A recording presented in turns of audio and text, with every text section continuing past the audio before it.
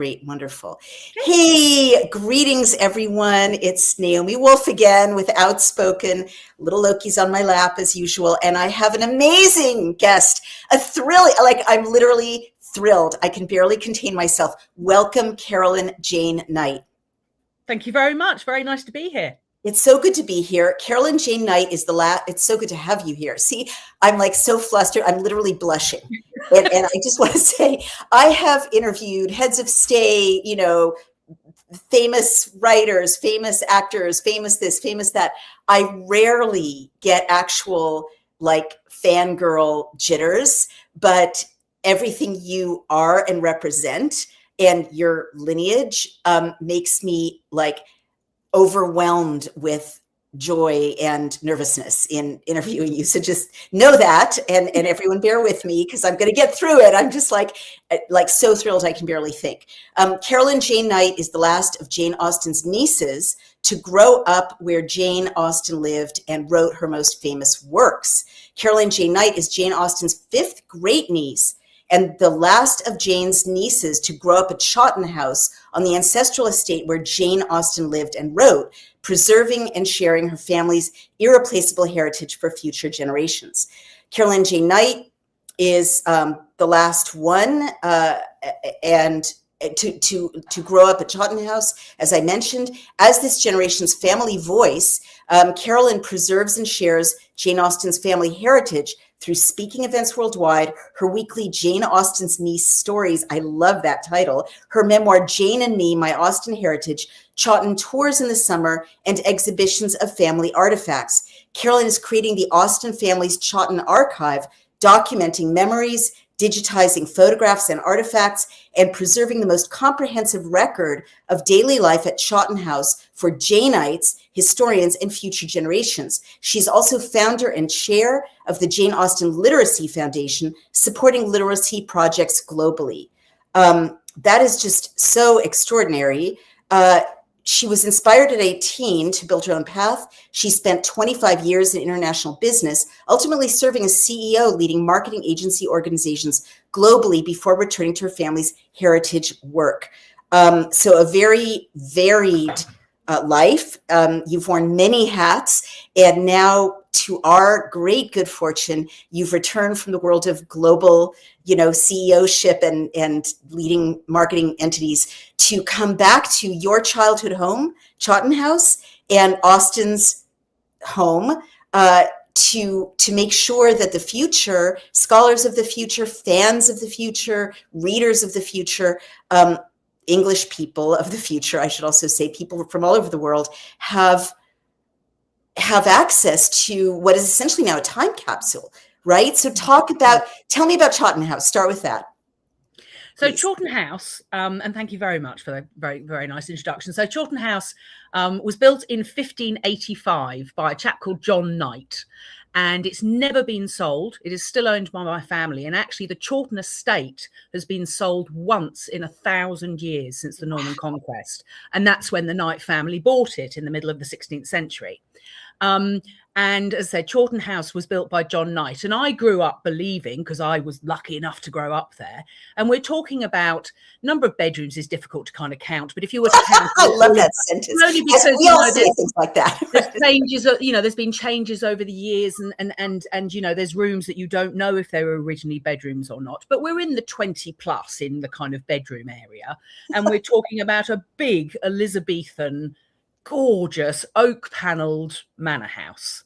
And I grew up believing that John Knight was my 14th great grandfather. Mm-hmm. But the actual truth of the matter is we're not related at all.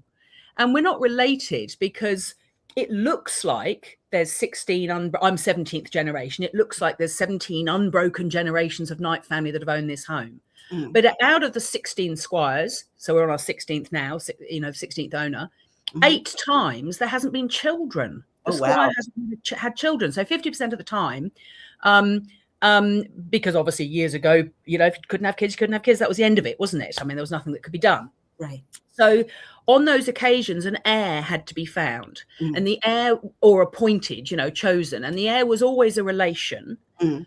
But sometimes people may have, inherited from, say, their mother's side of the family, but given it to someone on their father's side. Okay. So they're related to both of I those people, see. but they're not related to each other. I There's see. actually, that breaks the bloodline doing that. I And see. if you think about, you've got cousins, I'm sure, on both sides of your family, you're related to both, but they're not related to each other. I understand what you just said. So is it coincidence that your last name is Knight? No. Okay. Every time the house is passed down through the generations, if your name isn't Knight, you have to change it to Knight to be able to inherit Chawton. Wow. Now that's partly because we're talking about a system where your status in the country, your wealth, your standing with the king, how much favor you were going to get, what political roles you might get the opportunity to fulfill, all of those sorts of things were down to, as I said, your wealth, your family brand, how and things like coats of arms and names and all of those sorts of things were just part of the brand, is how I kind of think about it. So it was important to keep them. And I don't think Chawton is remotely unusual in that. And there will be other 500-year-old sort of lineages like this that appear to be consistent, but they're not. Well, I mean, I'm sure there are some, but with that many generations. Yeah, I get what you're saying. I mean, you could argue that family is family, but I understand you're saying you're not, that the lineage is not an unbroken blood descent. So twice we've had broken bloodlines. The second time was at the end of the 18th century when Thomas Knight realised that him and his wife Catherine were not going to have children. They owned Chawton, Godmersham Park, which is in Kent, another very big grand estate, and they owned Steventon, where Jane Austen lived, where Jane Austen grew up. She grew up in property owned by the Knight family. She spent the first 26 years of her life growing up in property owned by Thomas Knight. Right. When Thomas and Catherine realised they weren't going to have children, they needed to choose their heir. Right. And they chose Edward Austen, being Jane's brother. The Austens and the Knights are third or fourth cousins. So, and in those days, people knew who their fourth cousins were. We wouldn't have a clue, would we? But back then, people did. Yes. And so they knew each other, and obviously the Austens lived in Thomas's, as I said, in the Steventon rectory at Steventon, because George Austen was the rector there, the vicar there. And so they'd known the family, they knew Edward, and I think they just thought that Edward was the right young man, because he was only about 12 at this point. Wow. And he was only about 12 when they sort of really started to take a shine to him. Yes. And he was 15 when, now the history books will tell you he was adopted. And I just need to make the clarification that obviously the word adopted has more than one meaning. In today's world, we think about it as being the legal transfer of a child from one family to another. But it also means to just take something up, doesn't it? Yeah. You can adopt a new habit. You can adopt and so even though all of the books will tell you Edward was adopted, he wasn't adopted in the legal sense that we think about it now. That's not what it means. I understand. But they don't say he was adopted into Jane Austen's family, immediate family. No. Into the Knight family, the Knight family. So when he was 15, he started spending more time with the Knight family. An agreement was reached between the Knights and George and Cassandra Austen that Edward would be the heir. They sent him on a grand tour around Europe, the Knights did, and prepared him to be the squire. He went to university in Germany for a year, and they were really preparing him, because being the squire, that's taking over the family business. Yes. You're being trained to be the CEO of a business that has tenants, that has farmland, that has an economy to manage. Yes. And so Edward Austen was chosen, but on the condition he changed his name to Knight. Right. And now he's my fourth great grandfather. Got it. Why I'm a Knight is because he changed his name, and it wasn't just him that had to change his name. All of his children changed their name as well, even though they were all adults by the time he inherited. They all had to change their name so that branch of the family. I see. We're knights. That's how it works. How fascinating. So that's why I understand you to be saying that Jane Austen was your great, however many aunt. Great aunt, exactly, because she's Edward's sister. Understood. 1809, and by the time we get to 1809, so Jane is 33 years old. Her father by this point has died, leaving Mrs. Austen, Jane, her sister Cassandra, and a family friend Martha Lloyd, who's lived with them for years, because in those days single women, if they didn't get married, they often did end up living together just through practical, finances. Right. So the Austen ladies, the four ladies, including Martha Lloyd as we call them, the Austen ladies, they didn't have an income to speak of. They were living with brother Frank in Southampton in very sort of cramped circumstances. And Edward offered them a home, a cottage. I would have hoped so, right? And they chose Chawton. He did say they could live in Chawton or Gobisham, and they chose Chawton.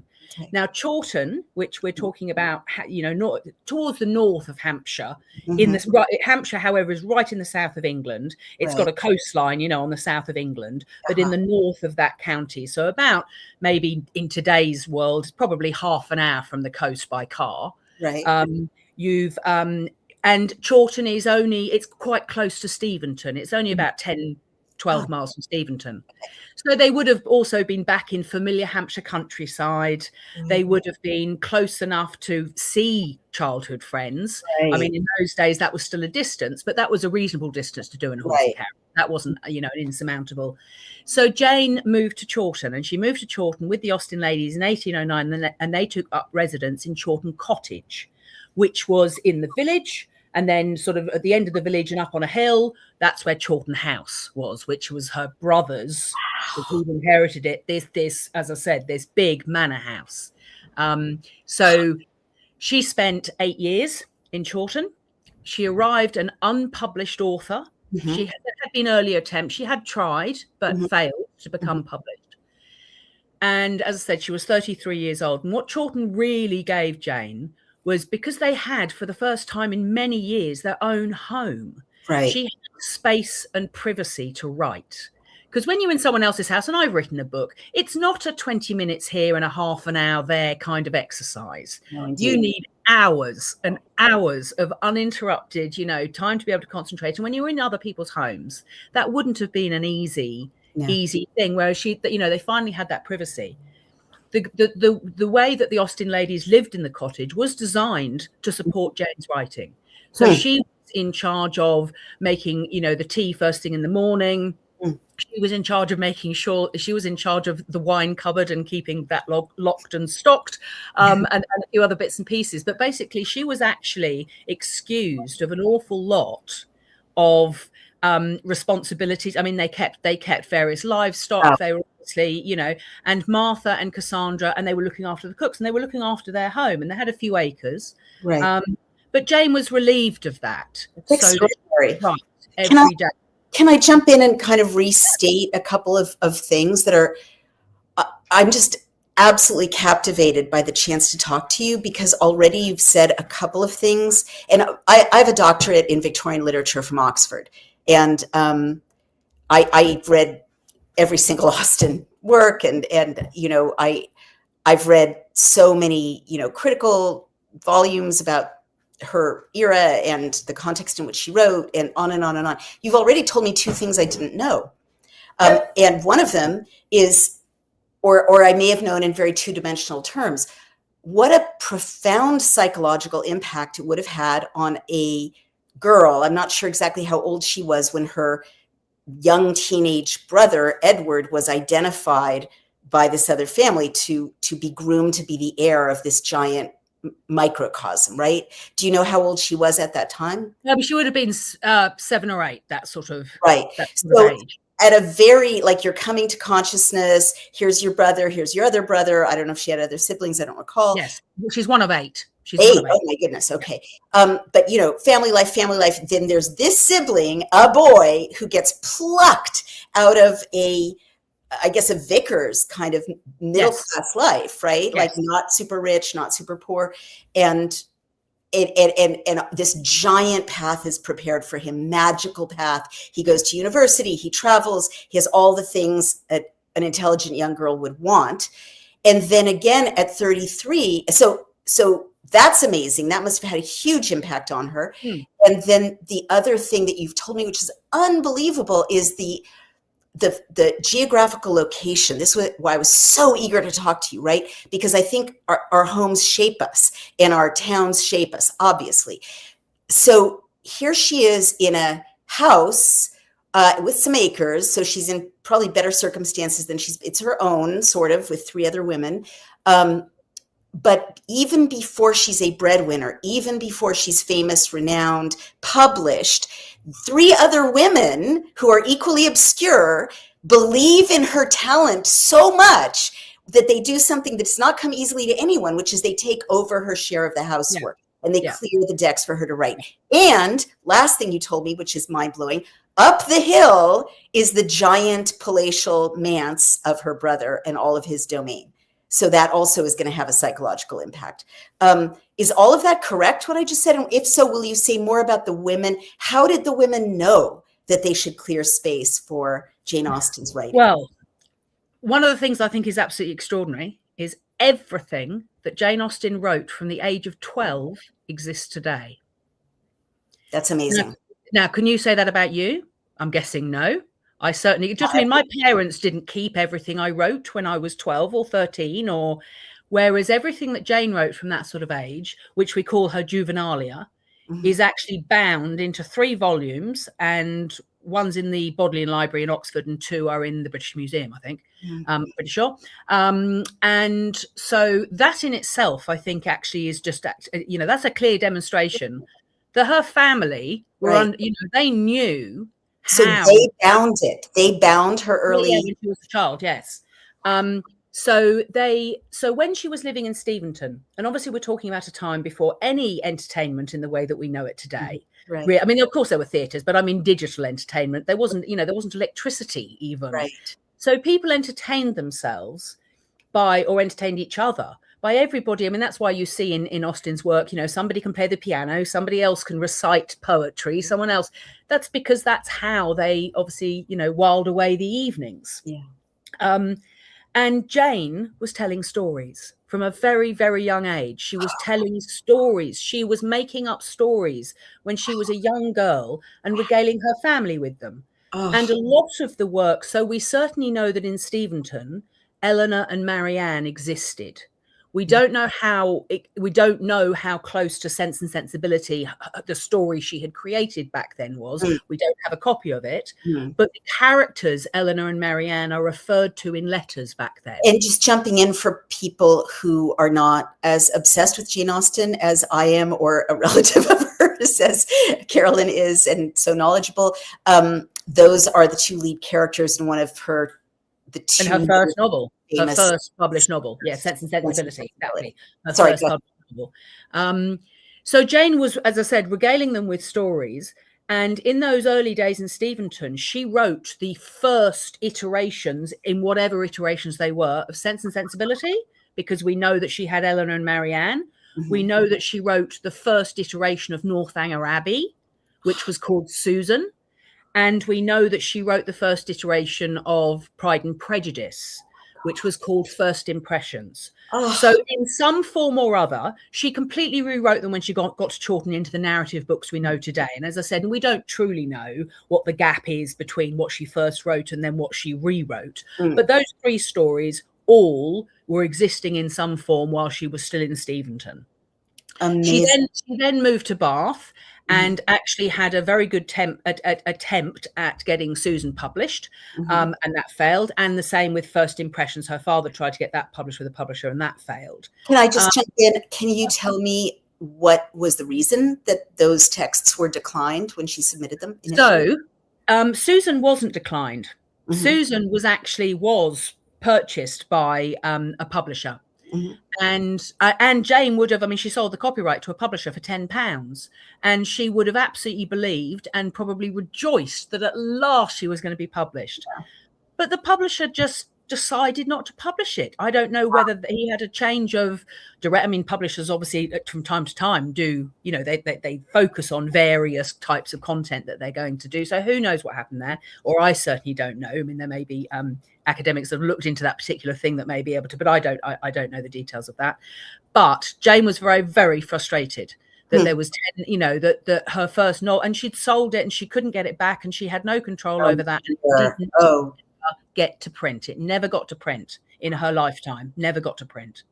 Northanger Abbey. And her father had sent a manuscript of First Impressions, which, as I said, was the first iteration of Pride and Prejudice. He'd sent it to a publisher who just returned it in an envelope, and with no interest. So there was no explanation. It wasn't, there was no that the publisher had read it and had this feedback or anything like that. Right. I do know that one, as I said, was just sent back. Okay, so we know that her family was impressed and supported. Absolutely. They knew how, and one of the things that so in history, we do tend to know more about the men than the women. That's just how, how things go. So we know a lot more about George Austen than we do about Cassandra Austen. But one of the things that we do know about Cassandra Austen, obviously Jane's mother, that I've always understood, is that's where, that twinkling wit comes from. Really? That magic that I've always understood that's a touch of Cassandra. George was a very learned man. He was a teacher. He was a very, he'd been to Oxford, very, and he had a library of 500 books, which for a country clergyman in those days, that was a fine collection. Yeah. But that that whatever it is that Jane's got, yes, came from her mother. And how do you know that? From letters, from family lore? Yes, just from, so over the years, various family members. So James Edward Austen Leigh in 1870 wrote the first biography of Jane Austen. And then there's been, a couple of other subsequent ones by the family. And they're included in there that because obviously as Jane was starting to become more successful and well known after she died, but of course as the family began to realize that she really was going to be an enduring author in that kind of way, the people that knew her did start documenting and writing down memories and circumstances and things like that. So about her, not just about her life, but about life in Steventon, about so it's from there, it's from earlier family records that had been noted. Amazing. So let's fast forward now, or go back to this extraordinary story. There's Jane Austen living with 3 other women, several acres, meaning some livestock, right? What was her typical day like? Or is there a record of that? And what is the house still there? Does the house is still exists, right? It's Jane Austen's House Museum now. Okay. Absolutely. So and you say Chawton House, which is your baby. Is that this house, or is that the big house on the hill? We've got 2 houses. Okay. We've got Chawton House, or Chawton Great House, as Jane called it, is the big house on the hill. Right. And that's where I grew up, is on the big house on the hill. I had my first 18 years there. Jane Austen and the Austen ladies, and the big house, yes, belonged to her brother, although his actual primary residence was Godmersham Park down in Kent. Okay. So Chawton was often, it was leased out for a little while, but to people that they were very friendly with, and Jane, that they still would have been at Chawton House, frequently. Right. And then for years it was rented out to one of the Austen brothers had it as well. So again, it's rented out, but by friends and family. So and Edward visited every year, and one year him and his family actually came for 5 months, and they were, resident in Chawton House for 5 months. So there were different people coming and going, but obviously because Edward actually wasn't resident in Chawton, the Austen ladies were his sort of representatives. They would have been, that they were the family representatives in the village. Yes, but her day, a typical day for Jane, would have been obviously, waking up, having, she, as I said, was in charge of what we call breakfast. Meals were slightly different, but what we would call breakfast, she was sort of in charge of that early morning tea and things like that.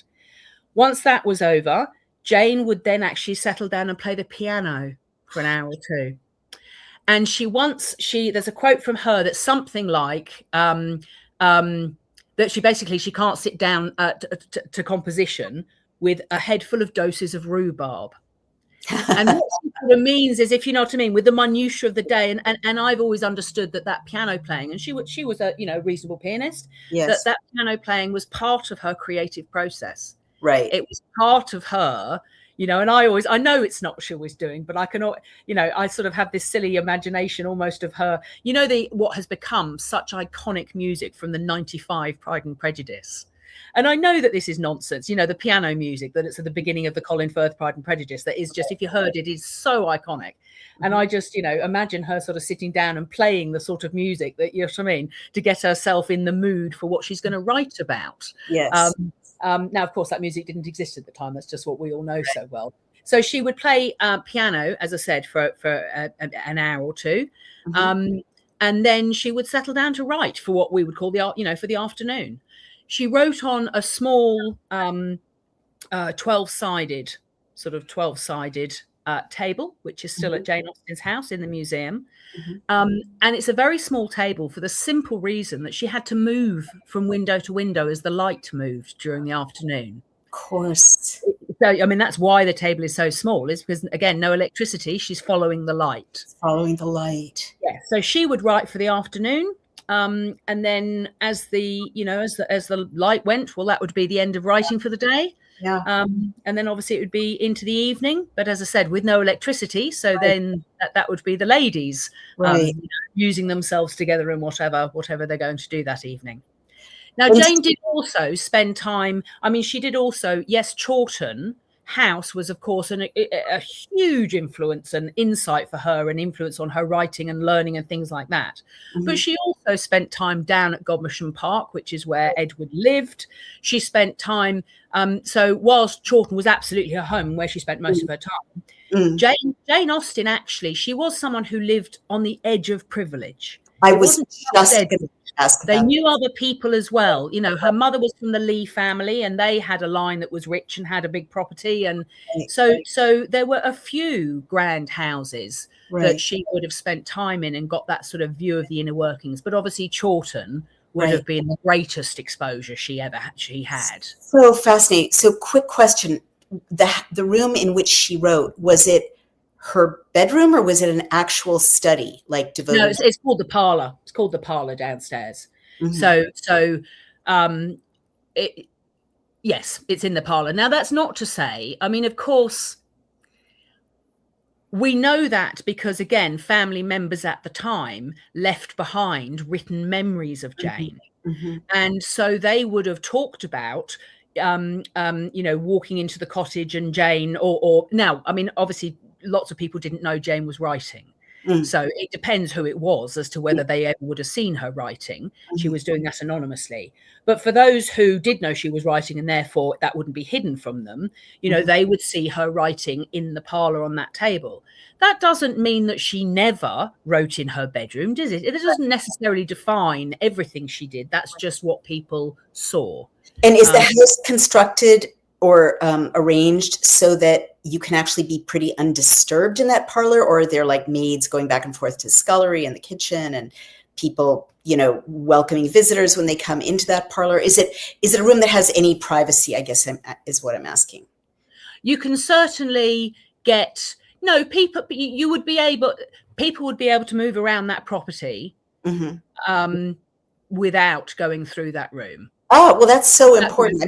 I mean, it was, you know, if you were in the sort of main part of the house, yes, you'd walk through it, but you could have just nipped around the back of the house. The other women could say, like my mom with her dissertation, which she wrote on the dining table, like Jane's working, and then everyone would just read. Yes, exactly.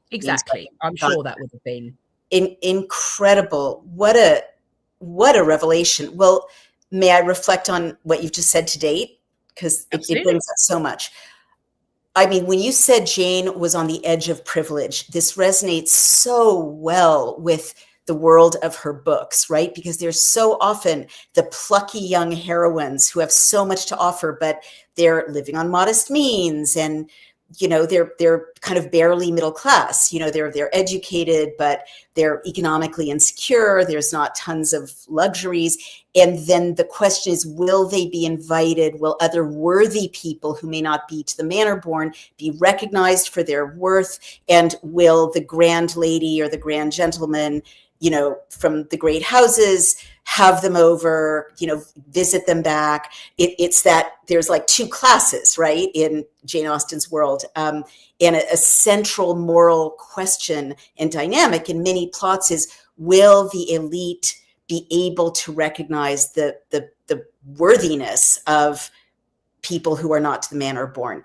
And also, are the elite worthy, right? Like some of them are, some of them aren't. But there's often a moral test involving how do they treat the insignificant, the meek, the not privileged. And so from what you're describing, I imagine they were in such an interesting social position, right? Because as you said, they were Edward's representatives in town, which is a big deal, right? As you said, it's an enterprise, right? There's farming, there's tenants, there's rents, there's, some obligations socially and economically of representatives of the family to the tenants, the community, the church, etc.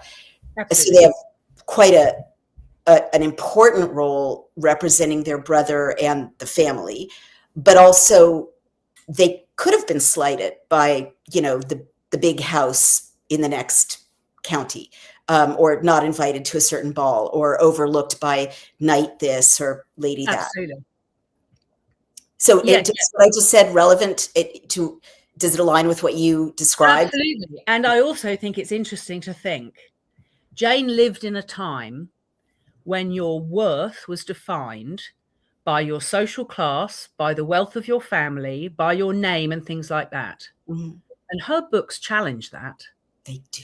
Because her books don't just go with the premise that the people that have all of that are better than the people that don't. And everything you've just said about, in actual fact, it's about moral worth. Yes. She's challenging the status quo of, as I said, how that kind of social structure worked in England. Right. But she's so cleverly doing it in a way that her work was considered to be suitable reading for young ladies. It was. I mean, it was absolutely good reading. You know what I mean? People didn't know it was her as the author, but it was encouraged reading. Nobody thought her work at the time was controversial in a sort of way that meant that it was going to be dangerous for women to read it, and those sorts of things happen. Well, it's very G-rated. Yeah, but it's fact. Sorry, she's teaching the ordinary reader to actually think differently. Totally. And it's not just one way, right? Like in Pride and Prejudice, someone she thinks is really awful, who's kind of well-born, turns out to be not awful, right? So morally. Absolutely. But even Mr. Darcy has to challenge his own assumptions about what's worthy and what isn't. And does the fact that Elizabeth doesn't have the name, the same sort of social standing that he has, to begin with, that matters to him, because in his first proposal, if you can call it that, he can, despite your, I'm proposing to you anyway. Whereas obviously, and he comes around to the realization that those are not the important things. Right. And so she is, even in the way she's writing, I sort of think of it as, and she's still influencing women like that today. She's still teaching us to think for ourselves, is what she's doing, but in a way that is so cleverly packaged. Yes.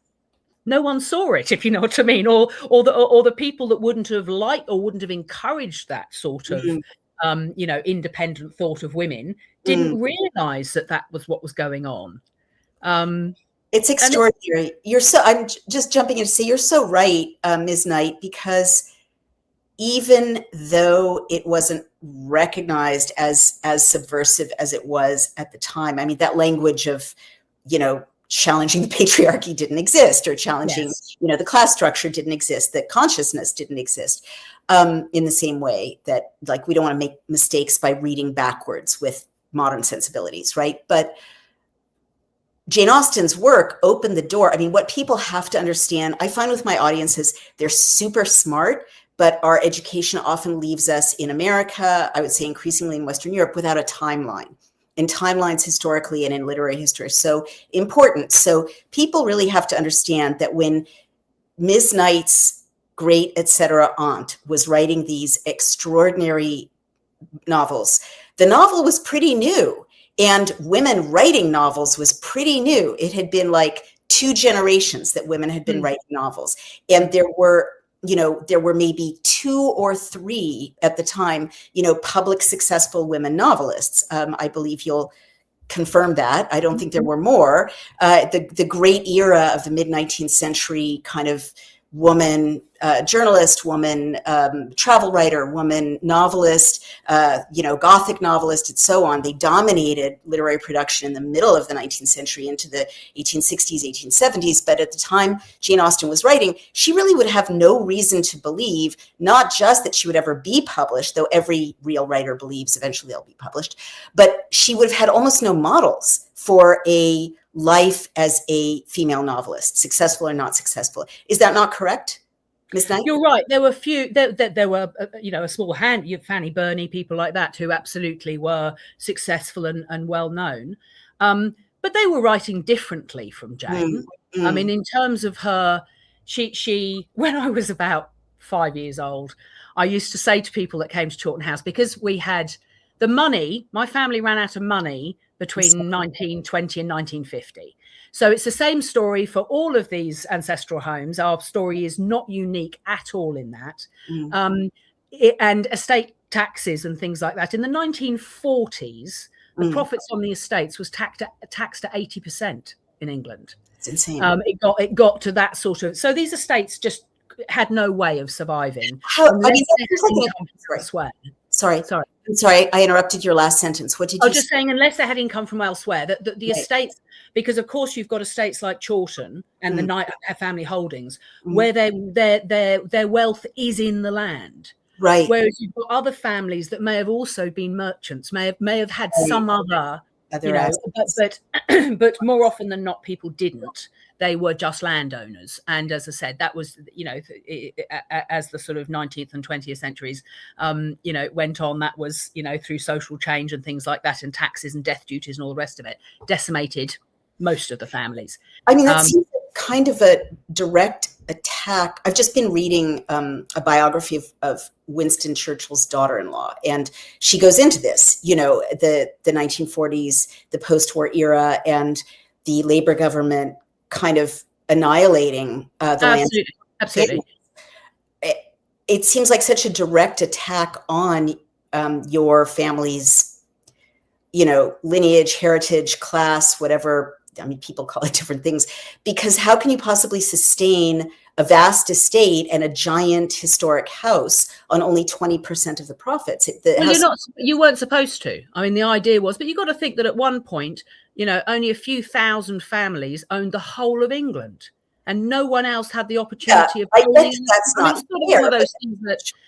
Obviously, there are losers in that scenario, and my family is one of them. But intellectually, I understand that wealth had to be, people, that the rest of the population had to have the opportunity to own their own, properties and things. And as obviously the Industrial Revolution and all sorts of things happened, that societies, I have to be pragmatic about. Well, you're very gracious.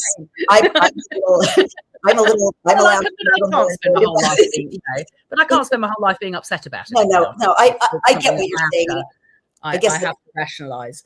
But I was just sort of saying that so my grandmother ran a tea room from the Great Hall at the front of Chawton House. So I spent my childhood. This is an Austen novel. Absolutely. So I spent my childhood talking to Jane Austen fans. And at about 5 years old, I used to say Jane was a pioneer. And I used to say it so proudly. I had no idea what the word pioneer meant, but I heard someone else say it, and it sounded so grand, because I'd also heard the word sort of associated with explorers, and just I mean, it was a word that I'd heard with these. So Jane was a pioneer, and so that was sort of what I used to say. And she was a pioneer in terms of her style of writing, her, the subject matters that she wrote about. But she wasn't, absolutely, as you say, she wasn't the first female writer. Of course, that had been going on. But as you said, there were only a few. I would call her the first modern novelist. I really would. Like the language of her contemporaries was so stylized compared with her. My 14-year-old stepson could read Jane Austen. And not because it is an incredibly eloquent prose, but because the story picks up in such a fast-paced, engaging way, and people speak in conversational tones. It's like those stories are eternal because those characters are completely relatable to any, any interfering teenage girl is going to, is going to recognize exactly what's going on, or anyone who's ever had unrequited love. Well, what I was just going to say, it's so adorable, but you were so right as a tiny child to say that she was a pioneer, because what I was going to say is she opened the door to a flood of women writing, and she made it legitimate for women to take seriously women's concerns, right? Who's going to marry whom? Who's going to inherit what? What are you wearing? Did someone snub someone? I mean, these seem like trivial to the male writers of the time, perhaps, and subsequently, but they are worlds upon worlds. They are battlefields before women had any entree into the world apart from through the marriage market. The marriage market itself, which later feminists deconstructed. She was the first feminist deconstructing the marriage market. Absolutely. She was challenging it and saying, absolutely, it's exactly what she was doing, was challenging. And we don't think about it as extraordinary now, but she was advocating for love, wasn't she? She was advocating for love. She was, and that just wasn't part of the equation then when they were thinking about particularly. I mean, I'm not talking about everyone, but particularly when you're talking about the sorts of families that Jane would have known, who did have status and wealth and things like that. Marriages were, I don't want to say they were business deals, but they were yes, exactly, they were. And she was challenging that. And even though marrying for love now is something that we just take for granted, or that's what we all would aspire to, back then that wasn't the case. 1,000%. So with her own private life, did she have any romances? I mean, I know there was very limited scope. So there's three people just to mention. One is Tom Lefroy. Now, Tom Lefroy, his family had a home quite close to Chawton. And he actually came from, but he was in London, and he came down to stay at this family home for a few weeks, a couple of months, I think. And while he was in the area, Jane and him met because the families knew each other, and they went to a couple of balls together in Basingstoke and things like that. And she certainly wrote to Cassandra some sort of letters about, oh, I've seen Tom again, and they're all sort of fluttering, and she's sort of, and there are some people that believe that Tom Lefroy was the big love of her life. I don't believe that myself. I think they clearly, obviously, there was a spark between them, and they had fun at the ball. Right. But I think she was writing to her sister, and everything that she wrote, I think you've got to be very careful in interpreting it as literal. She's writing to her best friend, and even though and even when she's saying my heart's all aflutter, who knows? You know what I mean? It's ironic, yeah. And interestingly enough, there's a letter years later where they've just been on holiday down to the coast, seaside, and they've met a chap down there. They only met him frequently, and in her letter she says to Cassandra, "Oh, I'm in love again." I mean, just I mean, I think so. I think we have to be careful around Tom Lefroy, even though he is the name that most people would know. So Montague Knight, I actually, funnily enough, have a first edition here. This is Montague Knight's book from 1913. And he wrote a book with William Austin Lee about Chawton Manor and its owners, a family history. Oh, wow. Because I said different branches of the family have owned Chawton. This goes through the different branches. And obviously the last branch is the Austin family. And he says in there that they have it on Cassandra's good authority. But years earlier, when they were still living in Bath, they'd gone to Sidmouth on holiday, and that Jane had met the love of her life there. Wow. And we think he was a clergyman, but we don't know anything else about him. And unfortunately, he died quite soon afterwards. So Cassandra said that it was this mystery man that we just don't know who it was. She did also, when they were in Bath, they visited Mannydown House, which was close to Steventon, and to some childhood friends. called the Big Withers, which is always a name that used to amuse me as a child, Big Withers. And she'd been friends, as a child with the girls there. And they had a younger brother who was 6 years Jane's junior, called Harris Big Withers. Okay. And he proposed to Jane on that He trip. proposed to her. Wow. And she accepted. So Jane was engaged. But the next morning, and her and Cassandra, if they were in the same house, they stayed in the same bedroom. They shared a bedroom. Right. The next morning, they got up really early and withdrew the acceptance and left. Why? Ran away in a carriage. Oh my gosh. We don't know.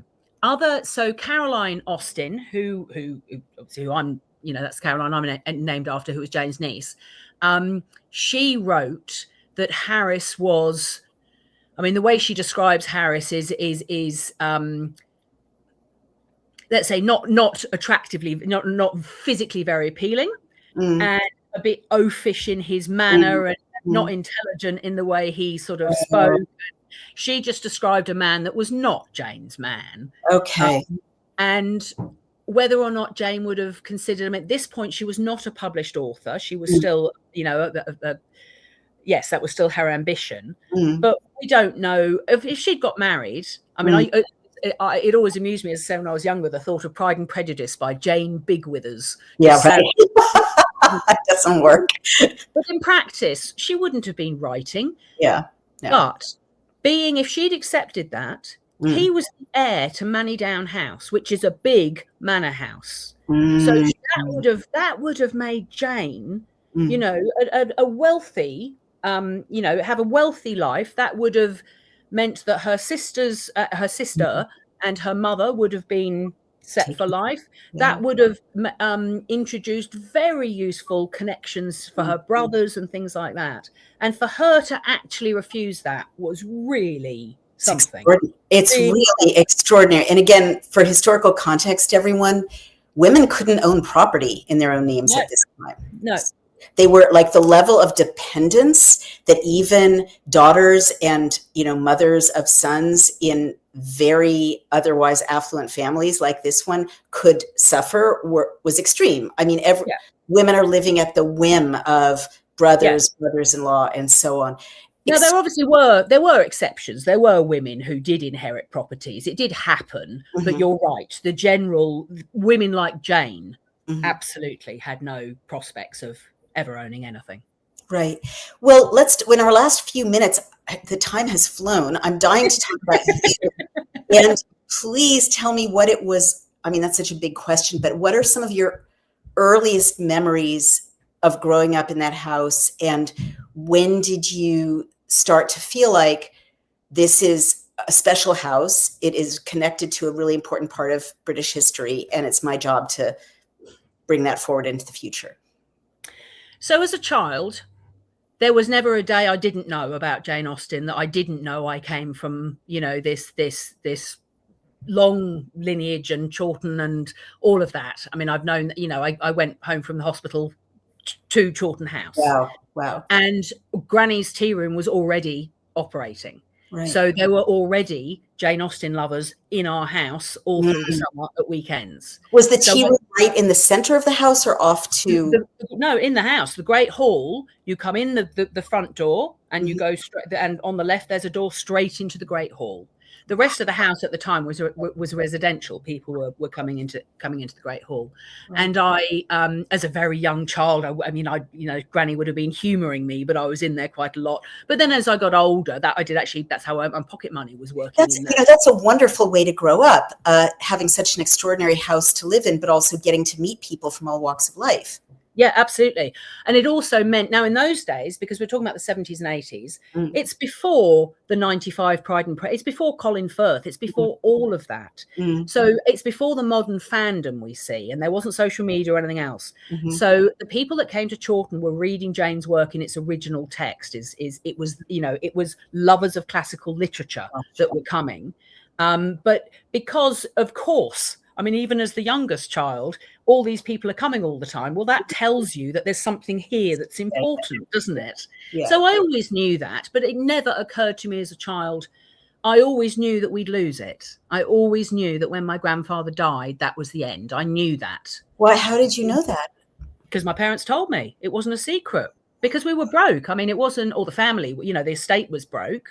So it was never a secret. The agricultural lands, there wasn't agricultural lands because my grandfather had sold. I mean, as everyone did, sold. Once everything. So I grew up with Chawton House and 24 acres. Right. Is what I grew up with. And at one point, it would have been thousands of acres. Right. And farms and all. I mean, at the turn of the century, by 1900. We owned all but 2 houses in Chawton. And you know, so yes, just sell. And then once you haven't got any more of that to sell, you know, and you've got this big house to maintain with big bills, and you've just sold everything that was generating money for you, you start selling your heirlooms, you start selling stuff.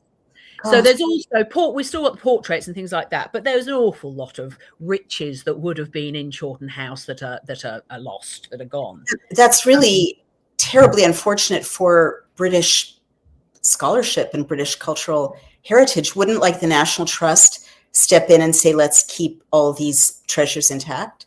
Oh, that's not what the National Trust do. The National Trust basically look after properties.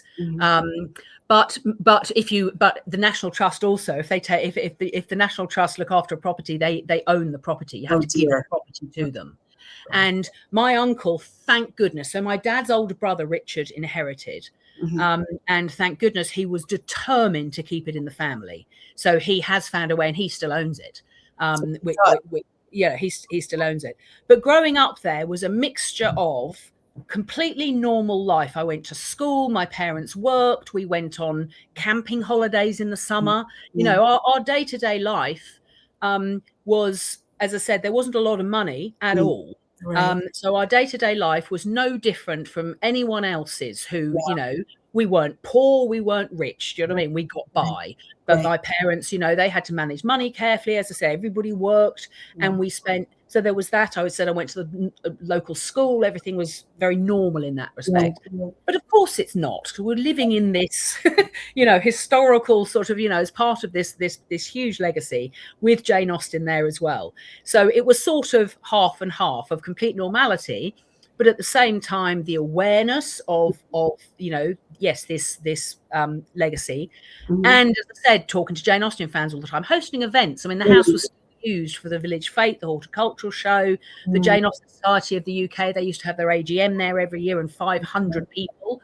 And actually, one of the things that is a very distinct memory as a child is meeting Americans, because in those days, it was the Americans were the only overseas visitors we saw, because the movie thing hadn't happened, social media hadn't happened, and now Japanese, Chinese, I mean, they probably be the top visitors, and then the Americans.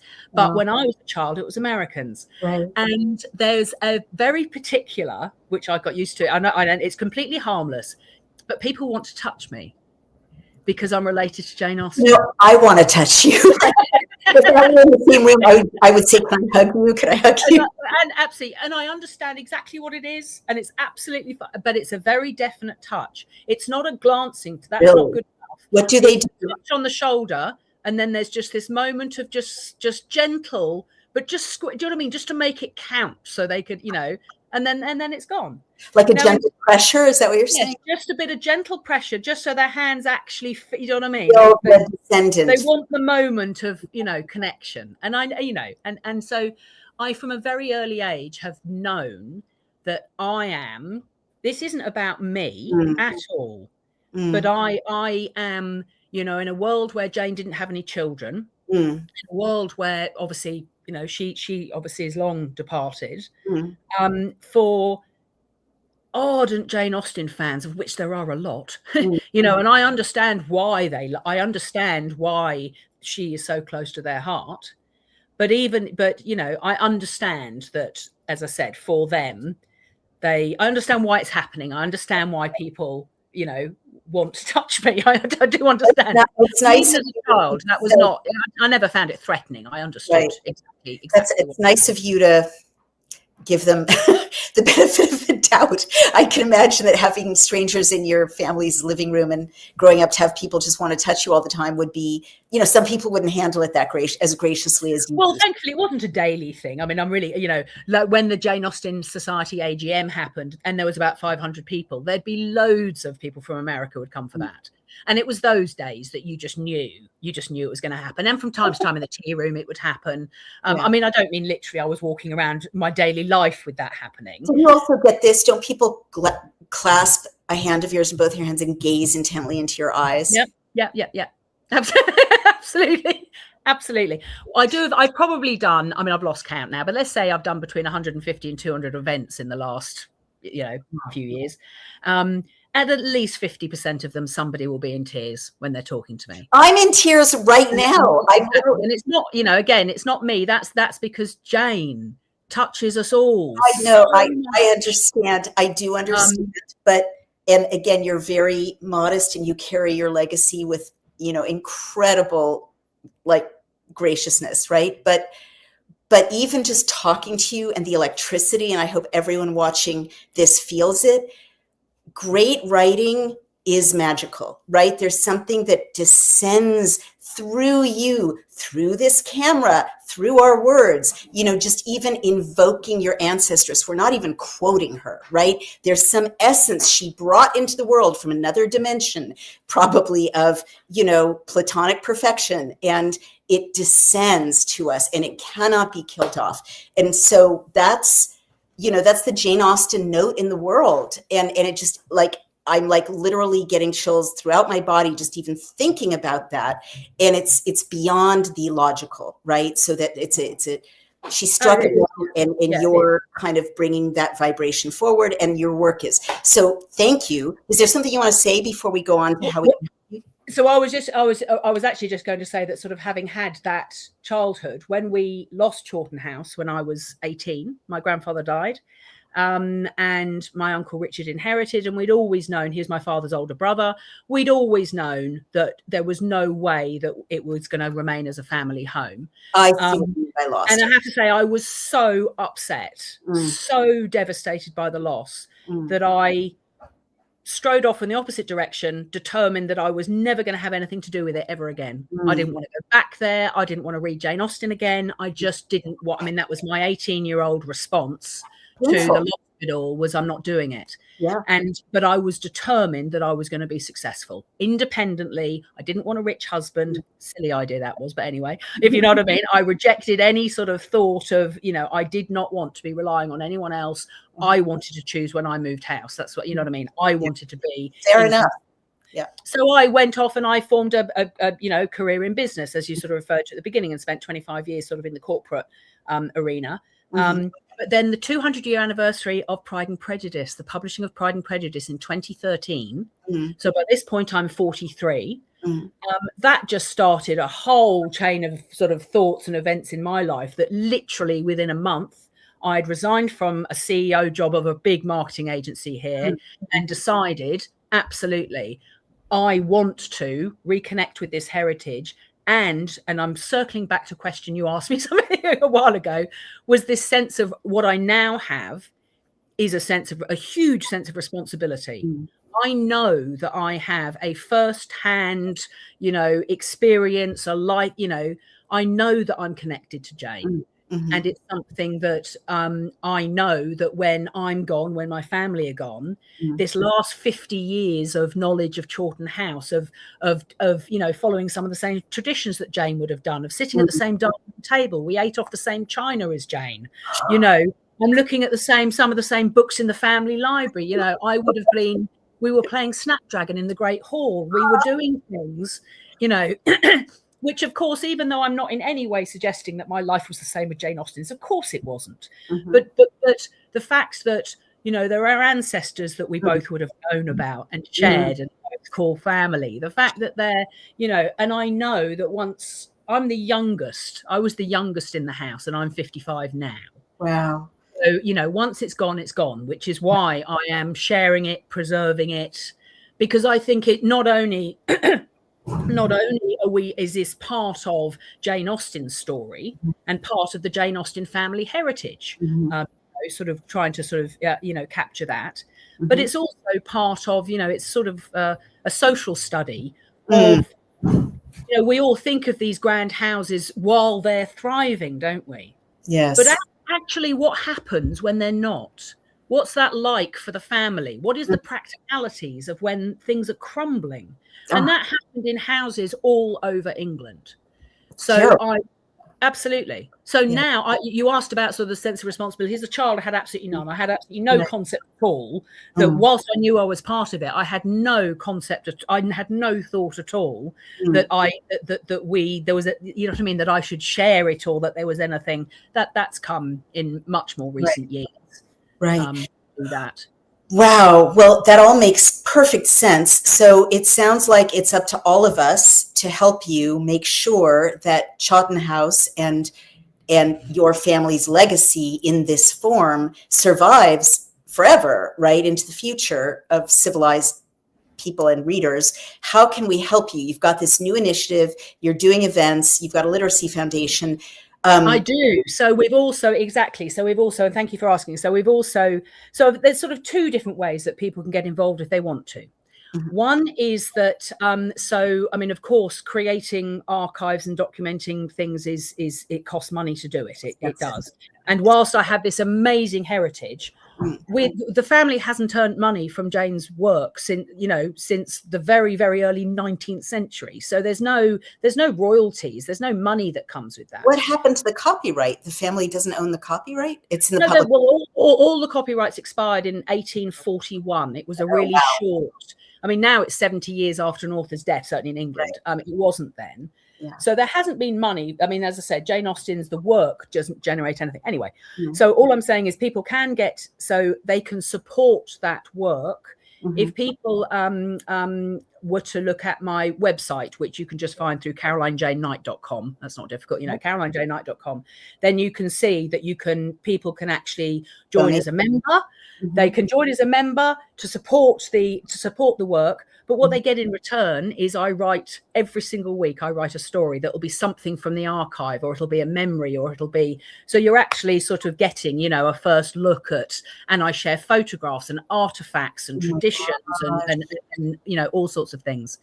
The other thing, which is a slightly different mission, I have to say, it is a different mission. But as you said, I also started the Jane Austen Literacy Foundation.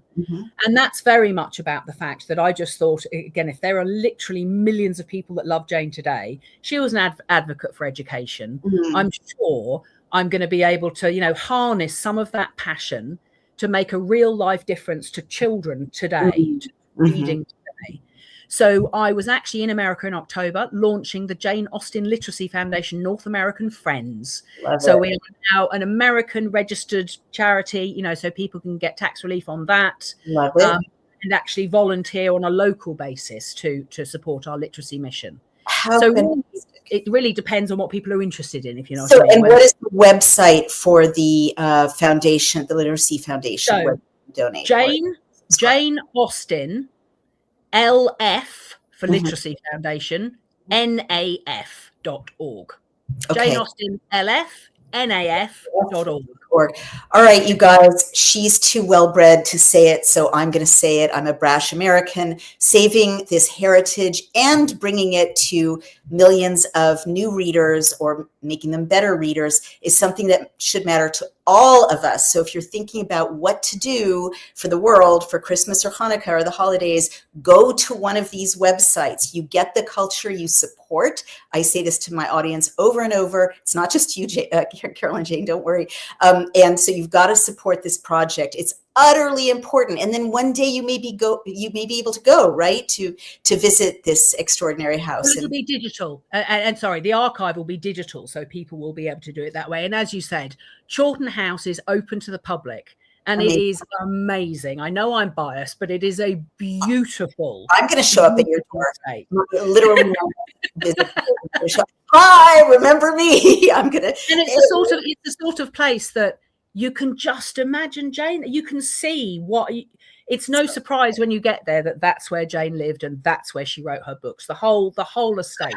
is just So gorgeous. exciting. But you guys, we need the archive. We need it digitized. You'll be able to see these treasures from your Absolutely. computer if we help her with this incredibly important project. And don't leave it for universities or national governments to take care of these archives. They don't have the money anymore. They don't care. They don't take good care of them. It's up to people like the heroic descendant of Jane Austen that we've been so privileged to talk to, Carolyn J. Knight. Carolyn, thank you. If there's anything else you want to share, do so. Otherwise, I'm going to say goodbye to you, and I'm going to remove you from the stage so I can thank our sponsors. But what an honor to have spoken to you, and I wish you every success. I'll post this, and I'll encourage people to keep supporting your work.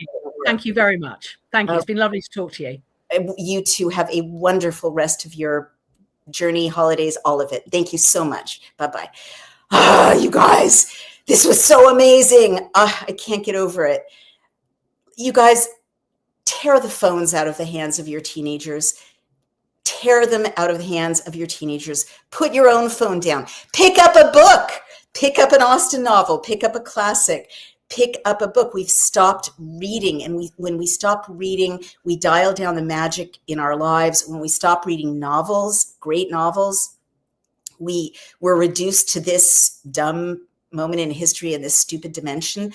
Let's protect civilization. It takes all of us. We can't, as I said at the end of that interview, we can't just leave protecting civilization to the libraries and the universities and, government agencies. They're not going to do it, or they're going to pervert civilization, or they're going to use it for their own agendas. It's up to us. So support this incredible work and pick up Sense and Sensibility. Pick up Pride and Prejudice. If you've never read Jane Austen or any of the Victorian novelists, it's not beyond you. Trust me, if you have high school reading skills, you can read them. If it seems hard at first, by page 10 or 15, you'll be hooked. You'll be used to it. I'm begging you, it's going to change your life. It's going to make you more lovable. It's going to make you more civilized. It's going to be better for your marriage. And you'll be a better parent if you read Jane Austen. And you'll have many profound things to talk about. So I want to thank our sponsors. Every major financial collapse has been preceded by 7 warning signs. And that was before the Great Depression this happened, before the 1970s stagflation, before the crash of 2008. And now today, all 7 are flashing red again for the first time in over 15 years. American Alternative Assets just released a free report called The Bellwether Signal. It breaks down each of these signals and shows how to protect your retirement before the next wave hits. In times of uncertainty, gold has always been the ultimate safe haven. It held strong in 2008. It surged during the inflation crisis of the 1970s, and it remains one of the few assets that is not tied to political manipulation or central bank policy. Find out why central banks are buying it in record amounts. By the way, China is buying it in record amounts, trying to hoard it. That should wake you up about how important it is, and how you can too. Call 855-803-GOLD or visit cloutgold.com. Again, that's cloutgold.com, cloutgold.com. Write it down, make a note to get your free copy of the Bellwether Signal. That's 855-803-GOLD or cloutgold.com. Learn the signs and protect your savings. Make your move while you still can. Brian and I talk about this all the time. We talked about it in our podcast yesterday. If we had invested in gold when we first heard one of these ads 5 years ago, we would have nearly quintupled our investment in 5 years. What other asset is doing that? And silver is moving equally, well, maybe not equally strongly, but also strongly. So those are our sponsors. If you care about our independent journalism, our incredibly exciting interviews, our no holds barred conversations, and our own work at Daily Clout and over on Substack's Outspoken, to hold the powerful accountable, to bring you real facts that are hidden or censored, and to give you digital tools that let you pass laws and stop laws from your phone, right? And find out what's really coming down the pipeline legislatively.